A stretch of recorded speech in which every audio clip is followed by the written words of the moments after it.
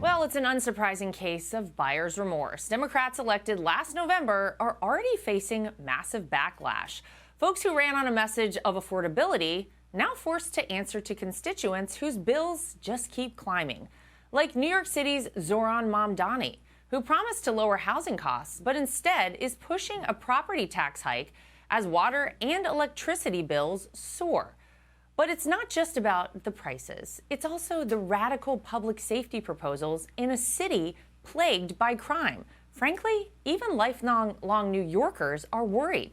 So I caught up with one of them, former Mayor Eric Adams, to talk about all those concerns.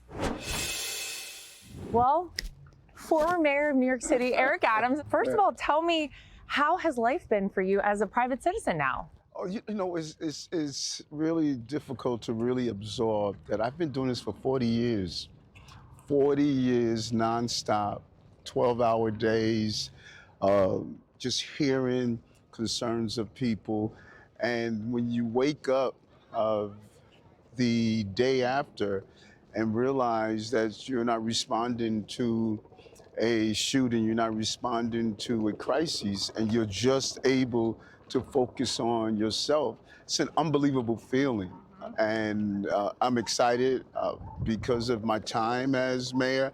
I spent a lot of time inviting foreign dignitaries to the city. And now all of that has turned into some good communications and relationships. And so it's a great world out there waiting for me. There is a different mayor. Yes. At Gracie Mansion right now. What are you hearing, generally speaking, from New Yorkers? Oh, there's concern. You know, yes, you have to ensure the streets are safe. Yes, you have to take out the garbage and all of those things and ensure the economy is great. But there's a lot of symbolism.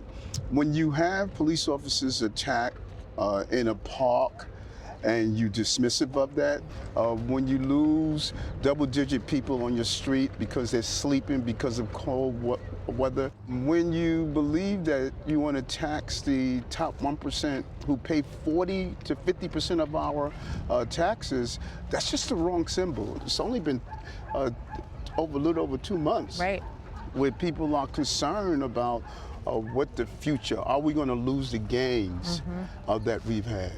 I know that while you were mayor, obviously former law enforcement, you focused a lot on public safety. Mayor Mamdani has put forward, or will be putting forward, somewhere around $1 billion for this new program that instead of uniformed police officers, you're gonna have people who are just everyday citizens responding to emergency situations. How do you feel about that? How's that gonna work for New York City? I think it's reckless. I think it's really careless, not having the full scope and understanding what public safety is. You don't take 17,000 illegal guns off the street unless you have the police personnel to do so.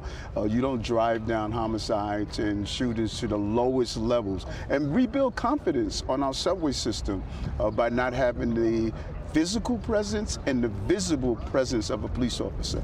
Well, part of the job, obviously, of being mayor of New York City, you deal a lot with homelessness. Yes. And the cost of one unhoused individual right now in New York City per year is somewhere around $81,700. Now, the median income here in New York City is less than that. It's $81,200. Right. Is it going to be sustainable to deal with the homeless crisis that continues to plague New York City? I don't know how you do it at that rate. You know, when people think of this mayor, they forget about the entire democratic socialists of America. When we went to various communities and we broke records in building housing, he was one of the loudest voices to stop the housing pursuits that we were doing. And so you can't have it both ways. You can't state that you're going to take people off the streets and put them into housing, and at the same time, every time we attempt to develop, you are in the way and you make it challenging to build in the city. The reason you see this housing crisis persist is, number one, we're not building more.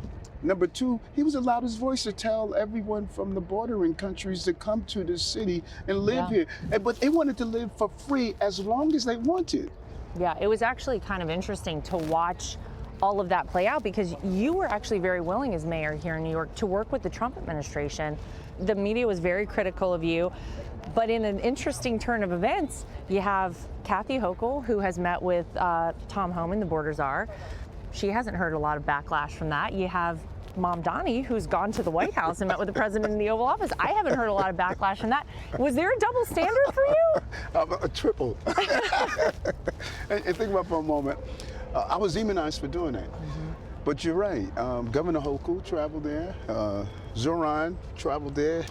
You don't hear anything about it. Yeah, very interesting. Right, exactly. Very interesting. You know, so the mission of what I was calling for, secure our borders. And you don't have cities being overburdened the cost. You know, we spent almost $9 billion. That was $9 billion we did not go after chronically absent children. $9 billion we didn't build into housing. $9 billion we didn't put into homelessness.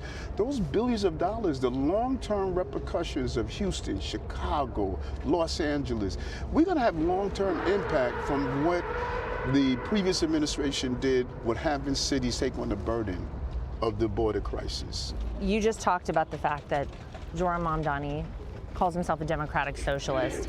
We remember when he was running for mayor, Right. He offered a lot of things for free, free childcare, free buses, city-run grocery stores. And then he got into the mayor's office, and it looks like he figured out, I don't know how I'm gonna pay for these things. So he has now talked about the fact that he wants to raise taxes. How is that going to work for New York citizens? I was a working class police officer. And so when you hear 10% increases on property tax, that is going after those working class union member communities. And now people are realizing that, wait a minute, he's talking about us. You know, now, say, well, he's only going after the 1%. 1% of New Yorkers, the high income earners, pay 40 to 50% of their taxes. And they have the luxury to move if they want. You're talking about billions of dollars that are leaving our city because of these draconian actions of let's just continue to not only tax your 1%ers, but also let's be arrogant on how we interact with them. I want the guy that drives the limousine to make a good salary and the person that sits in the back of the limousine to use his discretionary money to make sure our theaters, our plays, our nonprofits, billions of dollars that go into our economy. That's the financial ecosystem that he does not respect. You famously left the Democrat Party whenever you were running for your second term in office and you became an independent. But there's a lot of discussion about who is in charge, who is the head of the Democrat Party. While you were mayor of New York, did you have a lot of conversations with leadership in the party? Well, I didn't leave the party left me. When you have a party that is willing to denounce our ICE agents who are working class men and women protecting our city instead of denouncing terrorism, they're no longer defending the voice of the working class people. And I think that I am blue in my belief, but I'm red, white, and blue. America's first, and we need to defend our country on every ground, both foreign enemies and domestic enemies. And I think the leadership must represent that. Well, if you had at least the Democrat leadership here in New York in a room with you, and you wanted to give them a little bit of advice or give them a little piece of your mind, what would you say to them right now? I would say, come with me to Brownsville. Come with me to South Jamaica, Queens. Come with me to the South Bronx, where shootings are a major problem. And I would tell them, let's speak to everyday people, and let's find out from them, are they anti-police? Do they want our borders to be open? Let's speak to them, and then let's listen to those who have hijacked the beliefs of what working class people want. I hear some that say, well, you know, now that you're no longer mayor, allow the next mayor to do what he wants to do. Not in my city. You know, I've done too much for this city. I wore that bulletproof vest for 22 years and protected the children and family of this city, and I'm not going to surrender the city. Be sure to like and subscribe for all the Fox News latest on YouTube and catch full shows streaming now on Fox One.